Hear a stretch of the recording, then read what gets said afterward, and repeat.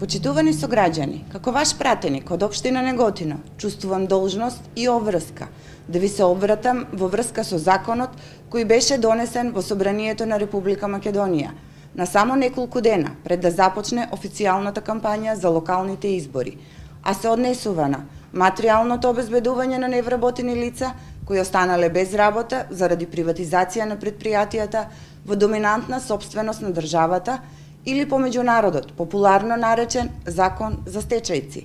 Како пратеник, кај мене дојдоа и се обратија голем број од овие работници, посебно од фабриката за кабли, која е најголемата жртва на мрачната транзиција. Овие стечајни работници, но и уште многу други, беа бесрамно манипулирани од страна на СДС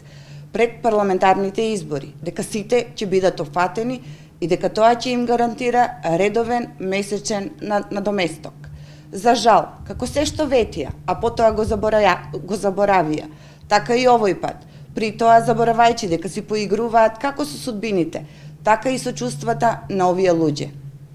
Секојдневно сме сведоци како стотици наши сограѓани одат и поднесуваат барања во Агенцијата за вработување на Република Македонија, подрачна единица Неготино, со огромна надеж дека можеби ќе бидат опфанати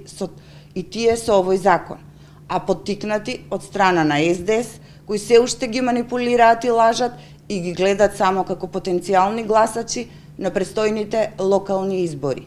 Овој закон за стечајци е предложен без претходна сеопфатна анализа и истиот ќе опфати само мала група на стечајци кои ќе го остварат правото на финансиски надоместок. Овој закон не ги опфаќа стечајните работници од фабрика за кабли Неготино, фабриката Македонија, 8 ноември, Пролетер и сите останати.